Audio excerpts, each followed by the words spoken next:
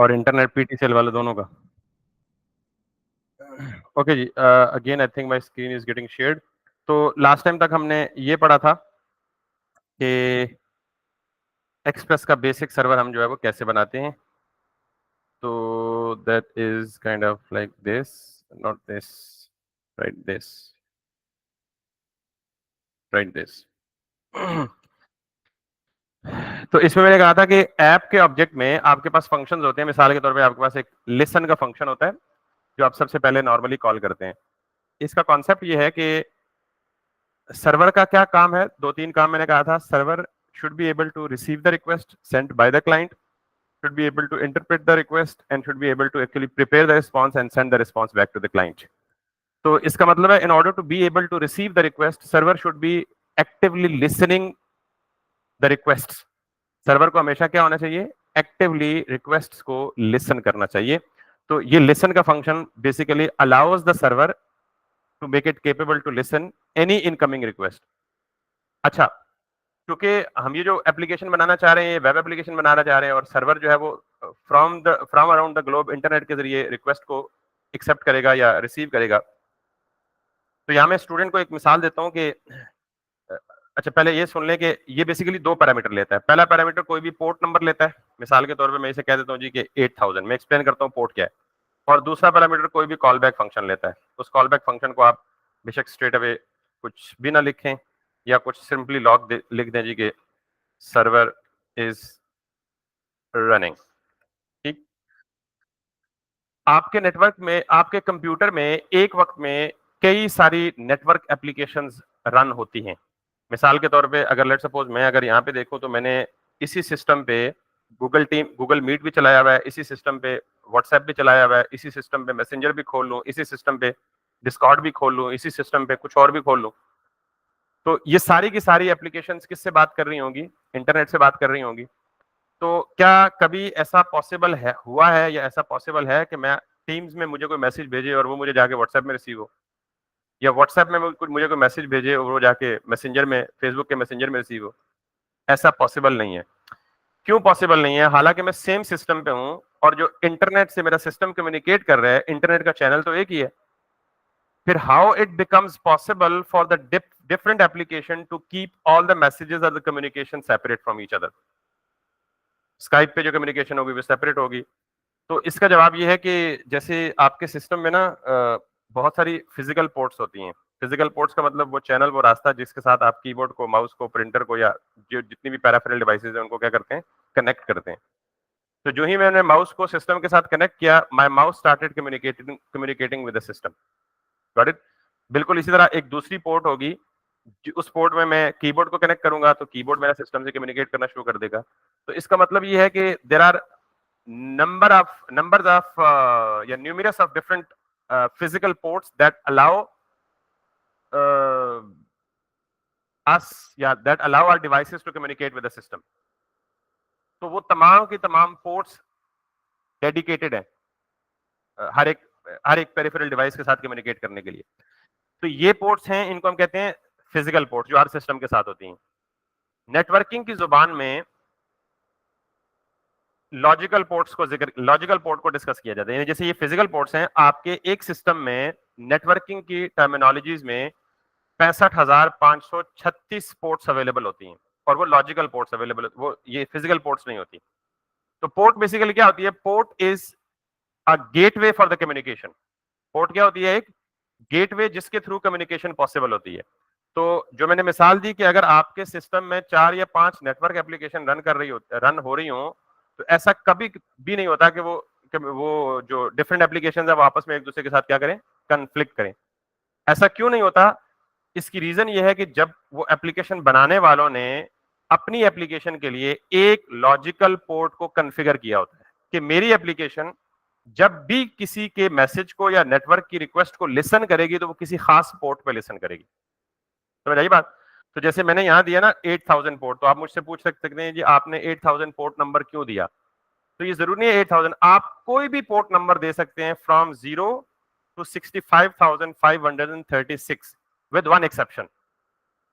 और वो एक्सेप्शन क्या है कि कुछ पोर्ट्स वेल नोन है जो कि ऑलरेडी प्री डिफाइंड है, जो किसी न किसी खास एप्लीकेशन के लिए रिजर्व्ड है। सिर्फ आप उन पोर्ट्स को इस्तेमाल नहीं कर सकते, उनके अलावा जो मर्जी पोर्ट आप नंबर इस्तेमाल कर लें। और वो पोर्ट्स कौन सी हैं? 0 से लेके 1024 तक या 1023 तक, यानी फर्स्ट 1024 पोर्ट्स जो है वो क्या है? रिजर्व्ड है। अच्छा, पोर्ट होता क्या है? मैंने कहा जी, port is a logical gateway through which communication occurs between two applications and between two systems. Port is represented by a number in networks. Port को किससे रिप्रेजेंट किया जाता है? एक नंबर से रिप्रेजेंट किया जाता है। That number should be between 0 to 65,535, क्योंकि 0 इंक्लूडेड है, टोटल 36 बनती है। First 1024 ports are reserved, you can not use them. यानी आप अगर कहें ना 1000 तो शायद वो पोर्ट कंफ्लिक्ट करेगी। You can give any port number for your own application starting from 1024 till 65,525। यहां तक बात समझ आ गई सबको? पोर्ट नेटवर्क की कम्युनिकेशन में, नेटवर्क की टर्मिनोलॉजी में कहते हैं gateway through which are application talks to the internet. ठीक है, तो इसका मतलब ये हुआ कि वो जो रिजर्व पोर्ट्स है ना, उनमें से कोई ना कोई पोर्ट किसी ने कॉन्फ़िगर की होगी। एक पोर्ट पे कौन लिसन कर रहा होगा? मे बी अगर फेसबुक की ऐप ओपन है या फेसबुक एक टैब पे ओपन है, तो वो किस पोर्ट पे लिसन कर रही होगी? किसी एक खास पोर्ट पे। अगर उसी पोर्ट को मैं अपनी एप्लीकेशन को यहां असाइन करूं लिसन करने के लिए, तो फिर बाकायदा मुझे मैसेज आएगा कि पोर्ट्स आर कन्फ्लिक्टिंग। अगर आपने कुछ अर्सा पहले स्काइप यूज किया हो ना, या अभी भी इनफैक्ट बाज लोग, तो स्काइप ऑन करें और स्काइप के बाद कोई 2 या 3 और नेटवर्क एप्लीकेशन चलाएं, तो अक्सर होता था हमारे जैम के साथ, जब हम पीएचपी के साथ काम करते होते थे, तो वो एरर देता होता है, this port is already in used, कि ये पोर्ट ऑलरेडी कोई इस्तेमाल कर रहा है, तो आप प्लीज डिफरेंट पोर्ट यूज करें। तो इसका मतलब है कि आप दो एप्लीकेशंस को सेम पोर्ट पे लिसन नहीं करवा सकते। ये फिलॉसफी है बेसिकली पोर्ट की। तो खैर, कटिंग द स्टोरी शॉर्ट, अगर आपको ये पूरी कहानी समझ नहीं आई तो आप सिंपली क्या करें, हमारी एप्लीकेशन लिसन करेगी किसको? मैसेजेस को या रिक्वेस्ट को। कहां से? इंटरनेट से जो भी आएंगी, क्लाइंट्स की तरफ से जो भी आएंगी, और वो किस पोर्ट पे लिसन करेगा, ये इंपॉर्टेंट है। क्यों? ताकि वो किसी दूसरी एप्लीकेशन के साथ कॉन्फ्लिक्ट ना हो। ये बात समझ आ गई है? तो अब अगर मैं सिंपली इतना काम करता हूं और ये मेरा सर्वर पूरा बन गया, now this server is actually able to receive the request. तो अगर मैं देखना चाहूं कि सर्वर मेरा चल रहा है या नहीं चल रहा, तो इसे कैसे चलाऊंगा? मेरी रूट फाइल है server.js, मैं इसको चलाऊंगा node server.js। तो अगर ये सर्वर इज रनिंग, यानी ये कॉलबैक फंक्शन चल रहा है, तो इसका मतलब है कि आपका जो सर्वर है वो क्या है? लिसनिंग मोड में आ चुका है। Now you can send request to the server. समझ आ गई बात? तो मैंने जो डायग्राम ड्रॉ की थी बेटा शुरू में, कि आपके पास क्लाइंट होता है, आपके पास सर्वर होता है, और आपके पास डेटाबेस होता है। डेटाबेस को फिलहाल छोड़ें, हमने ये दो बात करनी है। तो आप क्लाइंट पे रहते हुए सर्वर को एक्सेस करें तो किस चीज की जरूरत पड़ती है? सबसे पहले एंड पॉइंट की। एंड पॉइंट को आप जरा आसान कर दें, क्योंकि एंड पॉइंट थोड़ी सी आगे चल के आएगी, वो पूरे एपीआई का। सबसे पहले आपको सर्वर का एड्रेस चाहिए होता है। कौन सा एड्रेस? IP address. जो नॉर्मली www.something.com लिखते हैं ना, तो ये एक्चुअली बैकएंड पे किसी आईपी के साथ मैप होते हैं।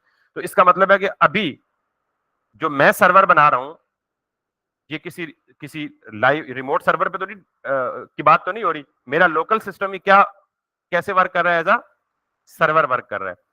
तो याद रखिएगा कि दुनिया में या नेटवर्क में जितने कंप्यूटर होते हैं, हर कंप्यूटर की यूनिक आइडेंटिफिकेशन के लिए उसका एक आईपी एड्रेस होता है। ये भी एक नेटवर्क की टर्मिनोलॉजी है। और आईपी एड्रेस की जो शेप या शक्ल होती है वो यू होती है 128.197.6.2, 1 2 3 4।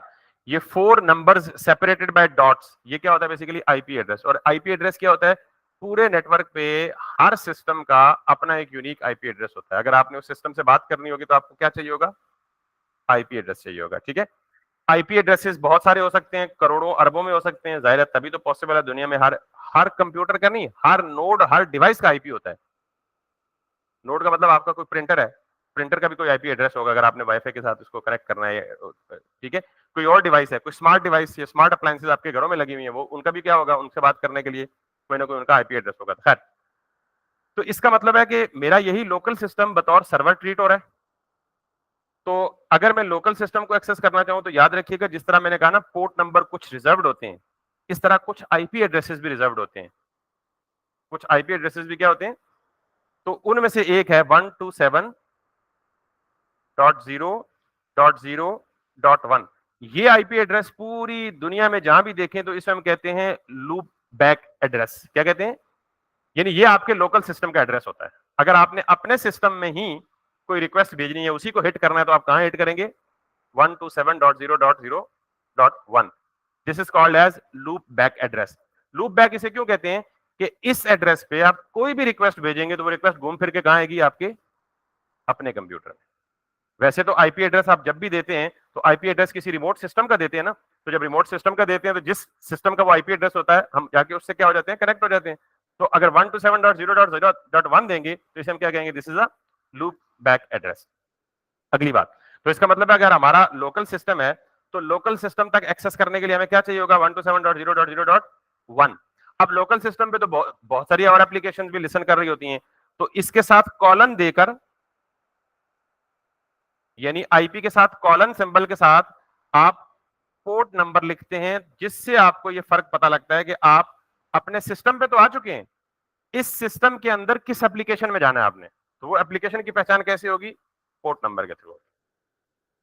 तो आपने जो बताया था बेटा, एंड पॉइंट की कहानी इससे आगे स्टार्ट होती है। अगर आप लेट्स सपोज ये 127.0.0.1 ये आप अपने लोकल सिस्टम तक, अपनी लोकल सिस्टम तक 127.0.0.1 सिस्टम तक पहुंचे, पोर्ट नंबर सिस्टम के अंदर उस एप्लीकेशन तक पहुंचे, उसके बाद आता है स्लैश के साथ पाथ। जाहिर है आगे कई फोल्डर्स होंगे, तो slash path, slash folder name, slash sub folder name, slash folder name. तो ये जो पूरा मिला के बनता है ना, इसको हम बेसिकली एंड पॉइंट कहते हैं। तो and point consist of different parts. जब हम एंड पॉइंट की बात करेंगे तो हम इस पे आएंगे। तो इसका मतलब ये हुआ कि मैंने सर्वर बनाया और सर्वर को कॉन्फ़िगर कर लिया किस पोर्ट पे, 3000 पे। तो अब सर्वर को एक्सेस करने के लिए मुझे क्या चाहिए होगा, मुझे चाहिए होगा 127.0.0.1 colon 8000। This is what actually I am targeting to, because मैं किस पे लिसन कर रहा हूं, 8000 पे लिसन कर रहा हूं।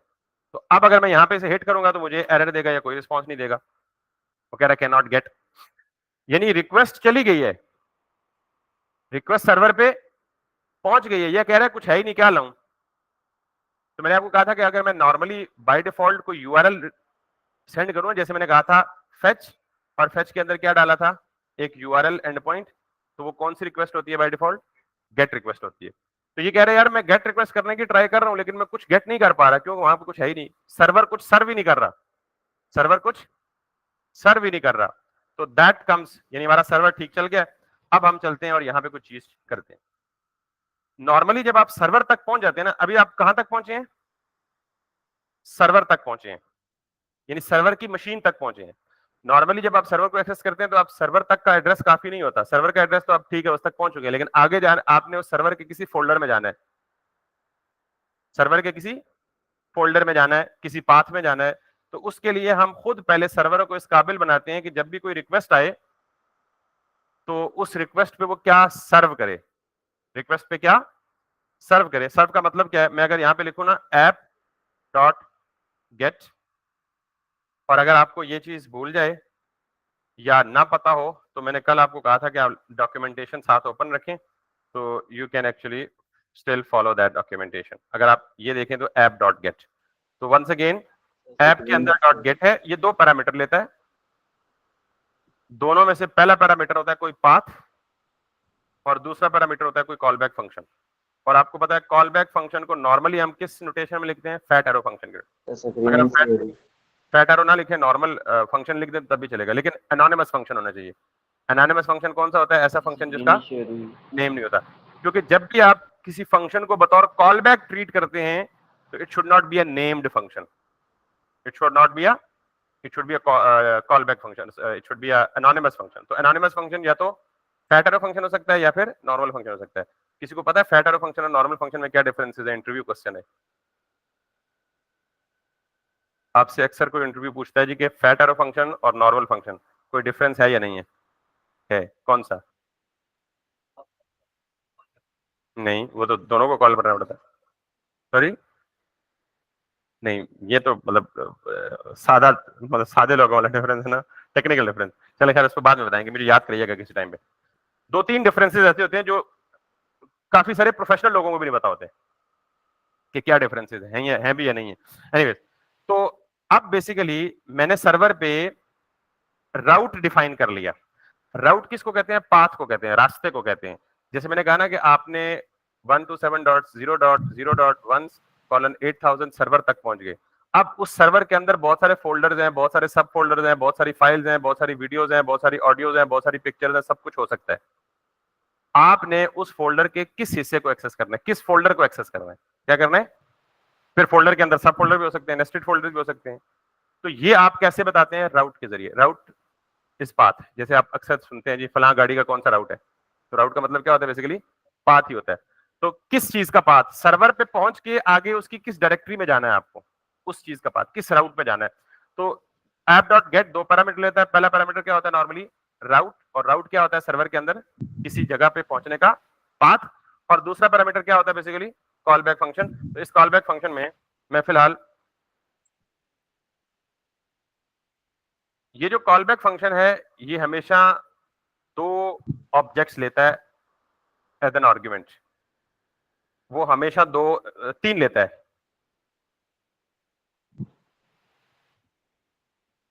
ये याद रखिएगा बेटा कि ये जो ऐप डॉट गेट है ना, ये एक मिडल वेयर फंक्शन है। क्या है? मिडल वेयर फंक्शन है। ये सिर्फ टर्म अपने सब कॉन्शियस माइंड में बिठा लें कि मिडल वेयर होता क्या है। अभी थोड़ी देर बाद एक्सप्लेन करूंगा। एक्सप्रेस की डेफिनेशन ये है कि Express is a routing and middleware framework. Technical definition ये है। सादा डेफिनेशन ये है कि एक्सप्रेस जो है वो नोड जेएस का एक फ्रेमवर्क है। But what does express consist of? Majorly two things, router और मिडलवेयर। तो ये दो चीजें आपको जाननी है। तो यू समझे कि ऐप डॉट गेट लिखूंगा, ऐप डॉट पोस्ट लिखूंगा, ऐप डॉट डिलीट लिखूंगा, ऐप डॉट पैच लिखूंगा, तो ये सारे के सारे फंक्शंस क्या है? बेसिकली मिडलवेयर है। अगर आप मुझसे पूछें मिडलवेयर क्या है, तो middleware is nothing but a function. ये गेट एक फंक्शन ही है ना। आपने गेट लिखा, ओपनिंग एंड क्लोजिंग पैरेंथेसिस लिखी, उसमें दो पैरामीटर पास कर दिए। ठीक है, तो इट्स अ मिडलवेयर फंक्शन। ये है फंक्शन, लेकिन इसको क्या कहेंगे? Middleware function. और एक्सप्रेस जेएस में मोर और लेस जितने फंक्शंस लिखेंगे सारे के सारे क्या कहलाएंगे? Middleware functions. तो अगर किसी को ये थोड़ा सा क्यूरियोसिटी है कि मिडलवेयर फंक्शन क्यों कहते हैं, तो any function that gets executed between request and response life cycle is called as a middleware. Request और रिस्पांस के बीच में जो फंक्शन कॉल होता है उसे हम क्या कहते हैं? Middleware function. इसको मजीद इलेबोरेट करूंगा बहरहाल। तो आप ये देख लें कि जब मैं करूंगा ना ऐप डॉट गेट, तो इसके अंदर जो कॉल बैक फंक्शन में मिलता है वो तीन आर्ग्यूमेंट्स लेता है, या बाय डिफॉल्ट एक्सप्रेस के तीन ऑब्जेक्ट्स उसको अवेलेबल होते हैं। कौन कौन से? Request, response, next. आप इन तीनों का नाम कुछ भी इस्तेमाल कर सकते हैं, लेकिन कन्वेंशन है कि पहले को रिक्वेस्ट कहा जाता है, दूसरे को रिस्पांस कहा जाता है, तीसरे को क्या कहा जाता है? नेक्स्ट कहा जाता है। और अब what do these two objects represent? जरा बेटा इधर सुनिएगा। ये जब हम ब्राउजर से कोई भी रिक्वेस्ट भेजते हैं ना बेटा सर्वर को, तो वो रिक्वेस्ट बेसिकली जाती है आपकी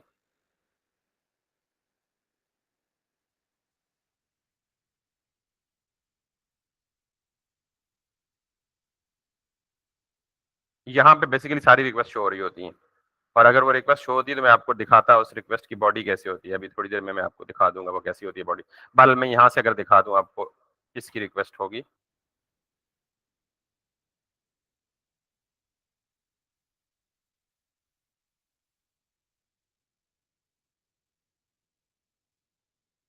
जो भी नेटवर्क को रिक्वेस्ट जाती है ना, रिक्वेस्ट कंसिस्ट ऑफ दो तीन चीजों पे मुश्तमिल होती है। एचटीटीपी रिक्वेस्ट, ये जो रिक्वेस्ट सर्वर हो जाती है कौन सी रिक्वेस्ट होती है?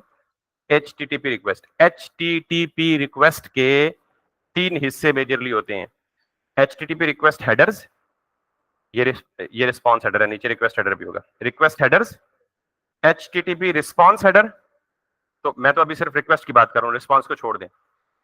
एचटीटीपी रिक्वेस्ट हेडर और रिक्वेस्ट बॉडी, कितनी चीजें होती हैं? रिक्वेस्ट हेडर और रिक्वेस्ट बॉडी, ये दो चीजें। रिक्वेस्ट बॉडी यहां दिखती नहीं है, लेकिन हम जब रिक्वेस्ट बॉडी की बात करेंगे तो HTTP request consist of request header and request body.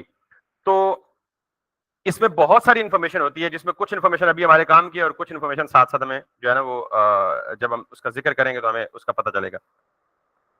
तो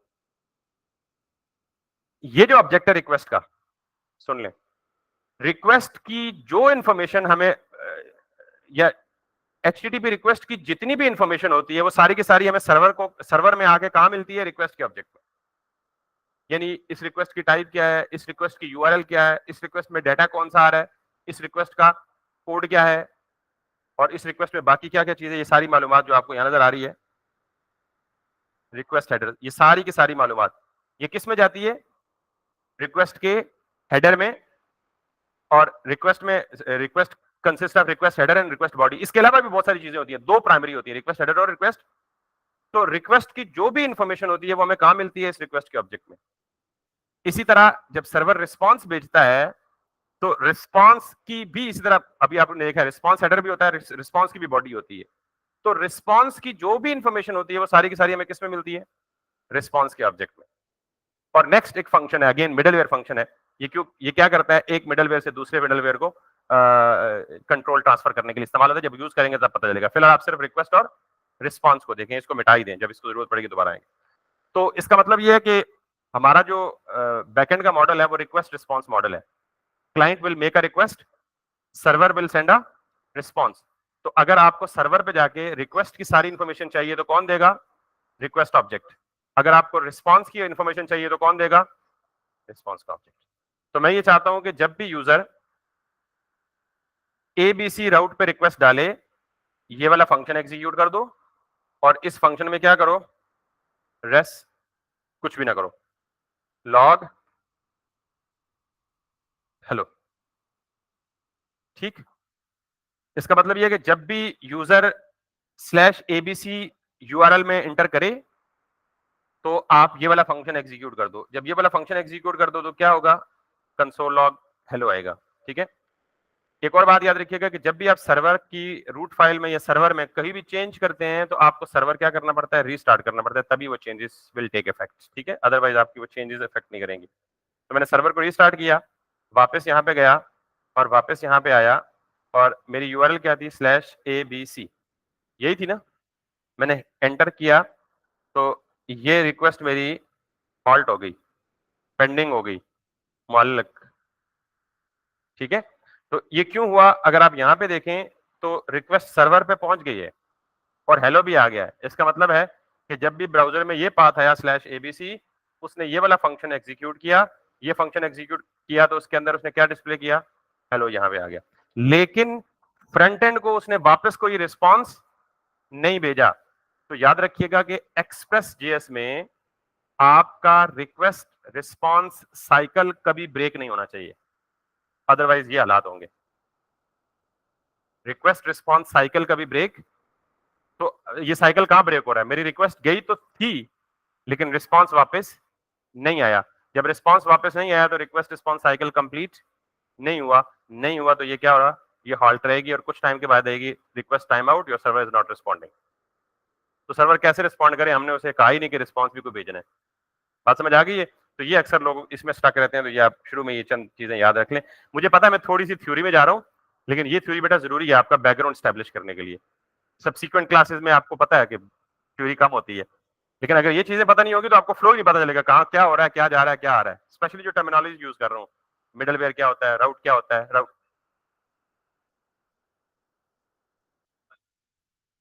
हाँ, अभी फाइल कोई भी नहीं है ना, तो हमने अभी इसी के थ्रू यही तरीका होगा। इस तरीके पे हम किसी यूआरएल को हिट करेंगे तो हम कोई फाइल सर्व करना चाहें तो वापस फाइल भेज देंगे, कोई डाटा भेजना चाहें तो स्ट्रिंग में स्ट्रिंग भेज देंगे, नंबर भेजना चाहे नंबर भेज देंगे। अभी हम तरीका सीख रहे हैं कि सर्वर पे रिक्वेस्ट डालनी कैसे है और सर्वर पे रिस्पॉन्स लेना कैसे है।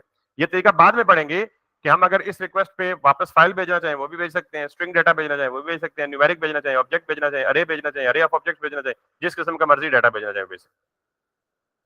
अभी हम सिर्फ क्या देख रहे हैं, रिक्वेस्ट रिस्पॉन्स साइकिल। तो ये ऐसे ही हालात रहेंगे जी जब तक हम क्या करेंगे, सर्वर पे रिस्पॉन्स नहीं करेंगे। तो आपने ये याद रखना है कि दो हल हैं, या तो आप रिस्पॉन्स भेज दें तो रिक्वेस्ट रिस्पॉन्स साइकिल कंप्लीट होगा, या आप यहां पे एक फंक्शन कॉल कर लें नेक्स्ट।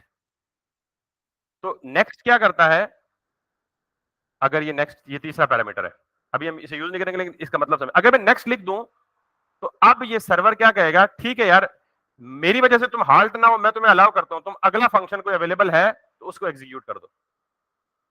अगला अगर कोई फंक्शन अवेलेबल है तो उसको क्या कर दो, एग्जीक्यूट कर दो। और अगर नहीं है तो फिर पता नहीं क्या होगा, ब्रेक हो जाएगा, खत्म हो जाएगा, एरर देगा, क्या करेगा, लेकिन हाल्ट नहीं होगा। समझ आ गई बात।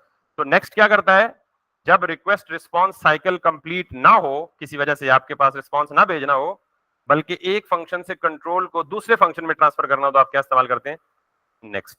अब आप कहेंगे जी दूसरा कौन सा फंक्शन है जिसमें हम ट्रांसफर करना चाहेंगे? तो इसका जवाब है मिडलवेयर, क्योंकि एक्सप्रेस में जितने भी मिडलवेयर होते हैं वो सारे सीक्वेंस में एग्जीक्यूट होते हैं, तो इससे अगला मिडलवेयर कोई है ही नहीं, तो एप्लीकेशन क्या हो जाएगी? खत्म हो जाएगी। इसलिए नेक्स्ट जब दोबारा एक्सप्लेन करूंगा तो तब एक्सप्लेन करूंगा जब हमारे पास 4-5 मिडलवेयर होंगे, फिर बताऊंगा कि सीक्वेंस में मिडलवेयर कैसे चलते हैं। तो यहां तक समझ आ गई? I made a request, server received the request, पहला काम, and now server should prepare the response and send the response back to the user. यही बताए थे ना 3-4 काम। तो उसके लिए सर्वर जब रिस्पॉन्स सेंड करेगा तो हमेशा किसके थ्रू सेंड करेगा? रेस्ट का ऑब्जेक्ट। इसके अंदर बहुत सारे फंक्शंस हैं, उनमें से एक है रेस्ट डॉट सेंड, और इसमें कहें जी कि hello from the server. Now again मैंने सर्वर में चेंज की, तो मैं इस सर्वर को ब्रेक करूंगा, कंट्रोल सी से ब्रेक, प्रीवियस कमांड लाने के लिए अपर एरो की, वापस server is running. Now if I make the same request, can you see this hello from the server? Instantly उसने मुझे जवाब दे दिया। अब क्यों जवाब दे दिया? क्योंकि I made a request to the server and server send me response. तो रिक्वेस्ट रिस्पॉन्स साइकिल क्या हो गया? कंप्लीट हो गया। नोड.जेएस को यही गिला है कि रिक्वेस्ट रिस्पॉन्स साइकिल को ब्रेक नहीं करना, आई कांट कंप्रोमाइज दैट। यहां तक समझ आ गई बात? अब मिडलवेयर क्या होता है देखें। गेट का कॉलबैक फंक्शन कब चला था? मेरे रिक्वेस्ट सेंड करने के बाद और रिस्पॉन्स सेंड होने से पहले। तो रिक्वेस्ट रिस्पॉन्स साइकिल के बीच में जो फंक्शन एग्जीक्यूट होता है उसे हम क्या कहते हैं? मिडलवेयर। उसे हम क्या कहते हैं? अब मिडलवेयर दो तरह के होते हैं। कुछ मिडलवेयर होते हैं बिल्ट इन और कुछ मिडलवेयर होते हैं यूजर डिफाइंड। समझ आई? तो ये जो मिडलवेयर हमने यूज किया है ये यूजर डिफाइंड है, ये तो बिल्ट इन है। तो इसी तरह के बहुत सारे फंक्शन जब हम कस्टम लिखेंगे और उनको एग्जीक्यूट रिक्वेस्ट रिस्पॉन्स के बीच में करवाएंगे तो वो क्या हो जाएंगे? Custom middleware. फिर एक और तरह की कैटेगरी होती है, एक होता है ऐप लेवल, ये है ऐप लेवल मिडलवेयर। एक होता है ग्लोबल मिडलवेयर। तो ग्लोबल मिडलवेयर ये होता है कि ये वाला मिडलवेयर कब चलेगा? जब इस पर्टिकुलर पाथ पे रिक्वेस्ट आएगी, अदरवाइज ये नहीं चलेगा। तो ग्लोबल मिडलवेयर क्या होते हैं कि जिस मर्जी पाथ पे रिक्वेस्ट आए वो फंक्शन लाजमी चलेगा।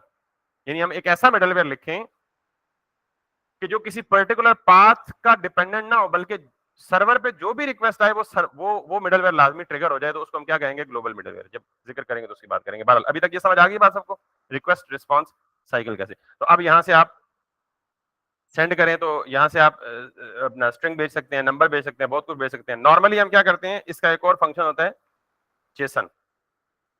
तो हम बेसिकली जेसन फॉर्मेट में चूंकि डेटा ट्रांसफर करते हैं ओवर द नेटवर्क, तो हम यहाँ पे कह सकते हैं जी कि मिसाल के तौर पे नेम इक्वल्स टू यासिर और क्लास इक्वल्स टू मास्टर्स वगैरह वगैरह। तो अब हम ये चाहते हैं कि जी हमारे पास अगेन वंस अगेन सर्वर को दोबारा हमें रन करना पड़ेगा। वापस जाएं, यहाँ पे आए, यहाँ पे आए, तो now I can get the data in the form of a Jason. ठीक होगी बात? अब ये एक तकलीफ है हमें कि हमें बार बार सर्वर को क्या करना पड़ता है? रीस्टार्ट करना पड़ता है। तो एक पैकेज है, अगर हम वो पैकेज इंस्टॉल कर लें तो जो ही हम यहाँ कोई चीज सेव करेंगे तो ये सर्वर क्या हो जाएगा? ऑटोमेटिकली रीस्टार्ट हो जाएगा। तो उस पैकेज का नाम है नोडमोन। क्या नाम है? नोडमोन। तो हमें ये तकलीफ बार बार नहीं करनी पड़ेगी, क्योंकि बार बार बंदा सर्वर को रीस्टार्ट करना भूल जाता है और बार बार रिफ्रेश किया जाता है, करी जाता है, करी जाता है, पता नहीं लग रहा होता है यार मेरी चेंजेस क्यों नहीं आ रही जो मैंने चेंजेस किए हैं। पता लगता है कि उसने सर्वर को रीस्टार्ट करना है। तो इसलिए बेहतर है कि आप नोडमोन जेएस को कर लें। तो ये क्या करेगा, जो ही कोई चेंज करेंगे आप तो ऑटोमेटिकली आपका वो हो जाएगा। तो आप इसको ये कर लें। मैं आपको बताता हूँ डेव डिपेंडेंसी क्या होती है। मैंने इसको ब्रेक किया, इसको ये किया, यहाँ सेव किया, जो कमांड मैंने यहाँ से कॉपी की थी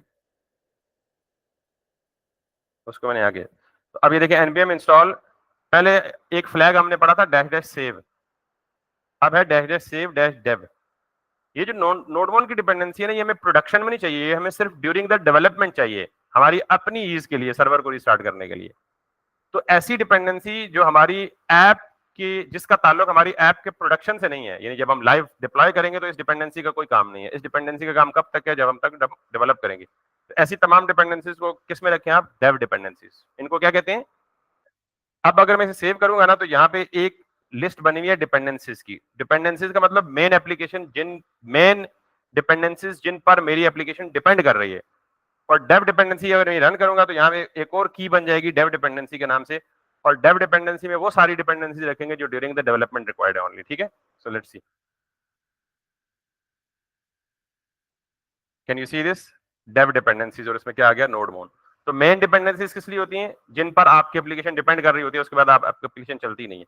डेव डिपेंडेंसी डेवलपमेंट की इसके लिए होती है। ठीक है, खैर अब मैं कोशिश करता हूं कि इस एप्लीकेशन को जब दोबारा चलाऊंगा तो इस एप्लीकेशन को अब उसी तरह नहीं चलाऊंगा जैसे ये चला रहा था, बल्कि अब क्या करूंगा, नोड MON, नोड मोन सर्वर JS करूंगा। ठीक है, because running the script is disabled. ये अक्सर इस कमांड प्रॉम्प्ट का इशू होता है, बाज़ औक़ात आपको कह रहा होता है कि आप सर्वर से निकालें तो आप कमांड प्रॉम्प्ट चेंज कर लें। तो मैं कहता हूँ जी NODEMON server.js, गॉट इट। तो अब मेरा नोडमोन चल गया। आप क्या करना चले तो आप अपने कमांड टर्मिनल को या तो एज एन एडमिन रन कर लें, या आप चेंज कर लेंगे गिट बैश। अगर आपके सिस्टम में गिट है, जो कि होना चाहिए, तो आपके पास गिट बैश ऑटोमेटिकली होता है। तो अब अगर मैं यहाँ पे कुछ चेंज करूंगा, मिसाल के तौर पे मैं यहाँ तीसरी की दे देता हूँ, लेट्स सी एड्रेस RWP, और जो ही मैं कंट्रोल S प्रेस करता हूँ, can you see this, server is automatically restarted. और अब मैं यहाँ के रिफ्रेश करूंगा तो I will be having the same thing reflected over here.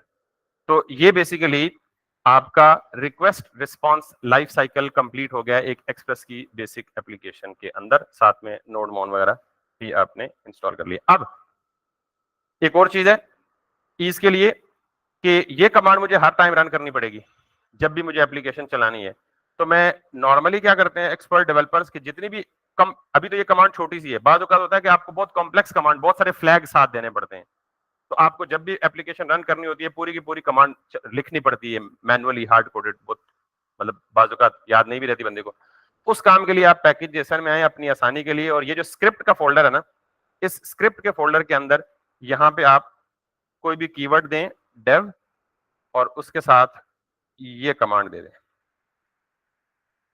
तो ये जो स्क्रिप्ट का ऑब्जेक्ट है ना, इसके अंदर आप अपनी सारी की सारी कस्टम कमांड देख सकते हैं। क्या दे सकते हैं, तो आपने कमांड का नाम क्या दिया, डेव, और उस कमांड के अगेंस्ट क्या चीज परफॉर्म होनी चाहिए ये। तो अब आप इसको रन कैसे करेंगे, npm run dev, यानी ये वाली कमांड, उसके पीछे रन और उसके पीछे npm। तो मैंने कहा जी npm run dev, तो I should get the same result. ठीक, और इससे भी शॉर्ट करना चाहते हैं, ये स्क्रिप्ट हम बहुत सारे लिखेंगे खुद, तो मैं यहां पे क्या लिख दूं, स्टार्ट। उसके लिए आपको सिंपली npm स्टार्ट करना पड़ेगा, रन भी देने की जरूरत नहीं पड़ेगी। तो यूं आप पैकेज जेसन में अपने कस्टम स्क्रिप्ट्स बना सकते हैं। क्या बना सकते हैं, तो instead of actually writing the entire name और समथिंग लाइक दैट, तो you have to actually do this. तो हम इस तरह के कॉमा देके बहुत सारे स्क्रिप्ट्स बना सकते हैं, तो वो सारे के सारे स्क्रिप्ट्स हमारे जो है वो काम कर सकते हैं इस तरह से। तो ये हमारा हो गया जी basic basic basic basic server.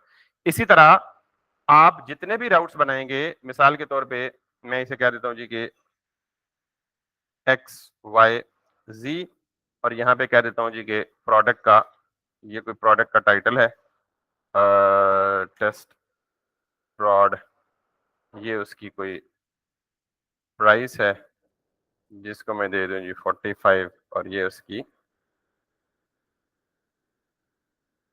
Stock है, तो आप इसे कह लें जी 10। तो अब सर्वर ऑटोमेटिकली रिस्टार्ट हो गया।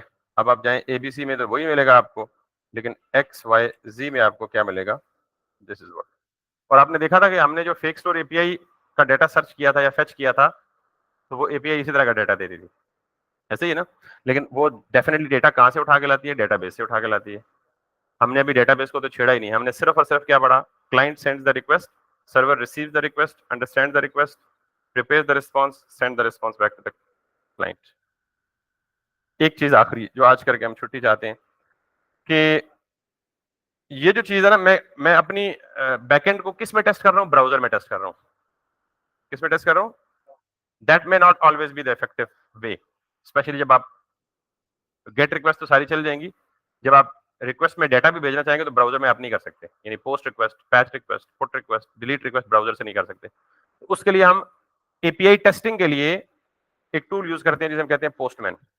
तो आपके सिस्टम में पोस्टमैन डाउनलोड होना चाहिए। What is postman? It's a API testing tool. Basically MERN stack backend express JS में, एक्सप्रेस फ्रेमवर्क में हम क्या बना रहे होते हैं? एपीआई बना रहे होते हैं। तो एपीआई टेस्टिंग के लिए आपको क्या चाहिए? पोस्टमैन चाहिए। मैं देखता हूँ मेरे पास अगर ऑलरेडी इंस्टॉल्ड है तो मेरे पास ऑलरेडी इंस्टॉल्ड है। तो आपके पास इंस्टॉल नहीं है तो फर्स्ट टाइम आप पोस्टमैन डाउनलोड करके अपनी विंडो के मुताबिक उसे डाउनलोड करेंगे। नेक्स्ट टाइम आप पोस्टमैन को रन करें। रन करने के बाद you have to have this.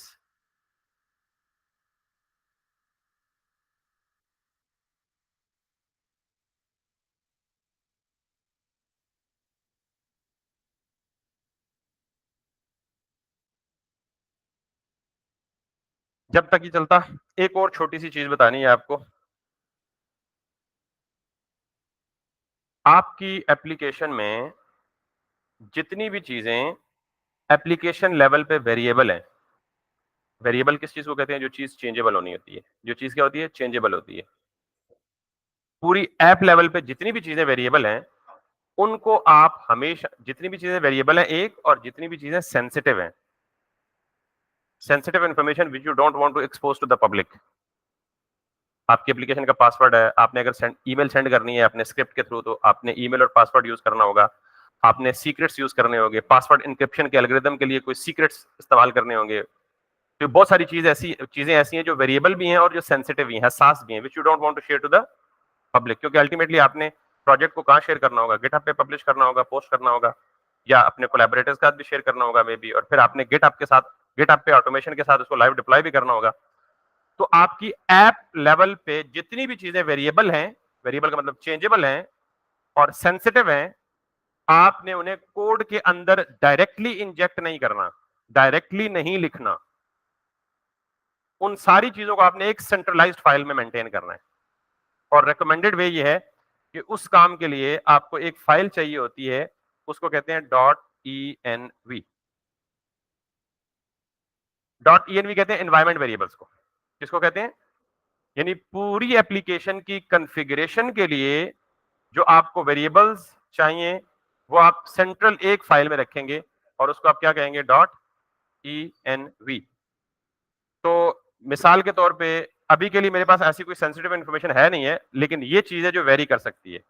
मे भी जब मैं प्रोडक्शन पे जाऊं तो सर्वर का पोर्ट नंबर कोई डिफरेंट हो, मेरे लोकल का पोर्ट नंबर कोई डिफरेंट हो। तो मैं क्या करता हूं, इसको यहां से कट करता हूं। env फाइल में आप जो चीज भी लिखते हो वो हमेशा कॉन्स्टेंट्स की फॉर्म में कैपिटल लिखते हो और यूं इक्वल टू के साथ। समझ आई बात? अब मुझे यूं ही जितने भी वेरिएबल लिखेंगे आप इसी कन्वेंशन में लिखेंगे। सॉरी, नहीं, एक्सपोर्ट की जरूरत नहीं है बिल्कुल। ठीक है। तो अब बेसिकली क्या करना है हमें? मेरा टाइम ऊपर हो गया, एक तो ये लड़के जागना शुरू कर देते हैं। अब हमें क्या करना है? ईएनवी के कंटेंट को एक्सेस करना है अपनी इस सर्वर की फाइल में। तो मैं कैसे करूंगा? इसके लिए वंस अगेन एक और पैकेज आपको चाहिए, .env। इस पैकेज के जरिए आप क्या कर सकते हैं? ईएनवी के कंटेंट्स को शो कर सकते हैं। ठीक है, ये मैं यहां से उठाता हूं इसको। बेटा 2 मिनट यार, मैं आई कैन अंडरस्टैंड कि आप माशाल्लाह बहुत शौकीन है पढ़ाई के।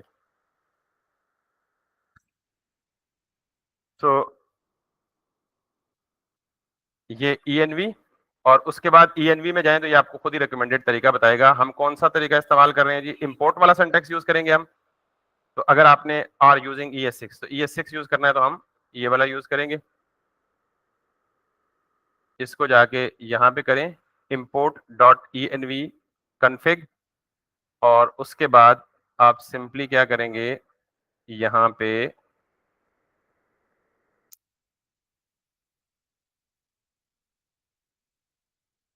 इंपोर्ट कर लिया .env को, और अब यहाँ पे आप करेंगे process.env.port।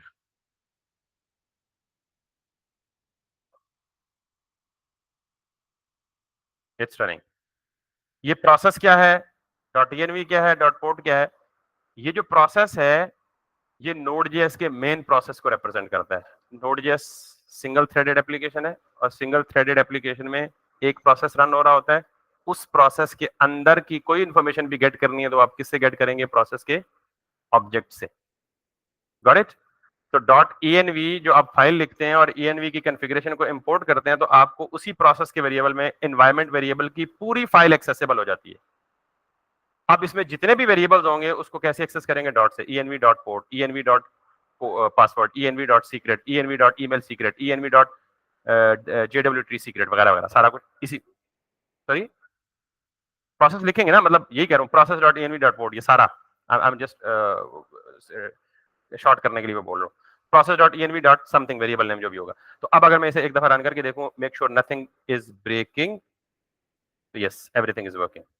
तो दिस इज व्हाट, हालांकि मैं अभी आपके सामने लिखी 3-4 लाइनें ही है, लेकिन we have actually explored the whole concept that is running behind the scenes. और अगर ये थियोरेटिकल डिटेल्स पक्की होंगी तो आई होप के आप बहुत ज्यादा आसानी में होंगे आगे चल के। Thank you very much. किसी का सवाल है तो जल्दी से पूछें।